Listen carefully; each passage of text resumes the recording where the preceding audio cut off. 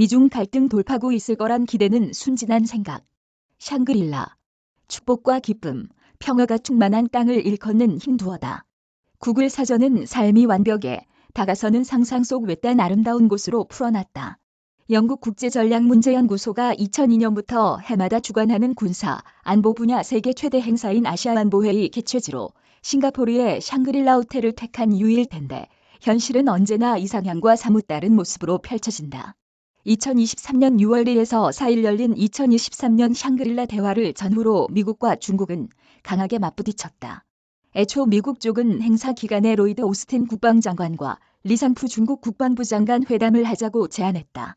하지만 중국 쪽이 이를 거부했다.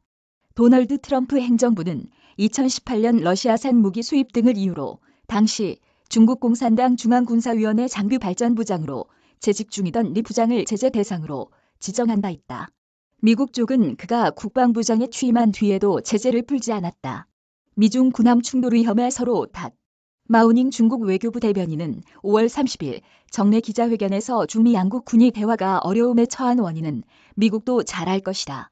미국 쪽은 중국의 주권, 안전, 발전 이익을 존중하고 군 당국 간 대화에 필요한 분위기와 조건을 조성하기 위해 잘못된 행동을 즉각 수정하는 성의를 보여야 할 것이라고 말했다. 리 부장에 대한 제재 해제를 양국 국방장관 회담의 전제로 내건 셈이다. 같은 기간 양국 군은 대만해협 해상과 남중국해, 상공에서 위태롭게 마주쳤다. 미 해군이 6월 4일 공개한 동영상을 보면 전날 대만해협 공해상에서 중국 군함이 미군 구축함 USS 정은함의 항로를 가로지르며 끼어들었다. 두 함정 사이 거리는 약 130m에 불과했으며 정은함은 충돌을 피하려 속력을 급격히 줄여야 했다.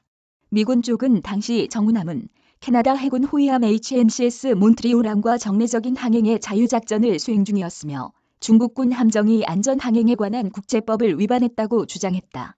반면 왕원빈 중국 외교부 대변인은 6월 5일 정례 브리핑에서 미국 쪽이 먼저 말썽과 소동을 일으켰다며 중국군은 정해진 법률과 규정에 따라 합리적이고 안전하게 필요한 대응 조치에 나선 것일 뿐이라고 반박했다.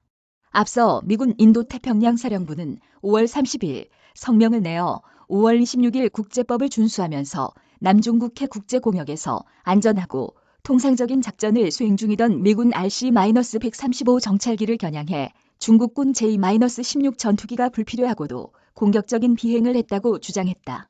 이에 대해 장난둥 중국인민해방군 남부전구 대변인은 미군 정찰기가 의도적으로 우리 훈련구역에 침입했다. 국제법을 준수하지 않아 발생할 후과는 미국이 오롯이 책임져야 할 것이라고 반박했다. 중국이 공역과 공해상에서 진행되는 미국과 동맹국의 합법적인 항행의 자유를 침해하는 행위를 지속하고 있다. 미국은 갈등도 대결도 원치 않지만 괴롭힘과 강압에 굴하지도 않겠다. 갈등 확전 원치 않는다면서도 으르렁. 오스틴 미 국방장관은 6월 3일 샹그릴라 대화 기조연설에서 이렇게 말했다. 또 국제법이 허용하는 곳이라면 어디든 모든 국가가 적법한 항행의 자유를 누릴 수 있어야 한다. 동맹과 우방국에 대한 중국의 어떠한 괴롭힘과 강압도 용납하지 않겠다고 덧붙였다. 이어 그는 이렇게 강조했다.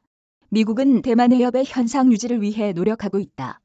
대만해협의 평화와 안정 유지는 세계 각국의 이해와 맞닿아 있으며 미국은 일방적인 현상 변경 시도에 단호히 반대한다. 미국은 신냉전을 추구하지 않으며 경쟁이 갈등으로 번지는 것도 원치 않는다. 인도, 태평양 지역이 적대적인 진영으로 나뉘어선 안 된다. 미중 간, 특히 양국 군 당국 간 소통 창구가 열려 있어야 한다. 대화의 적기는 바로 지금이다.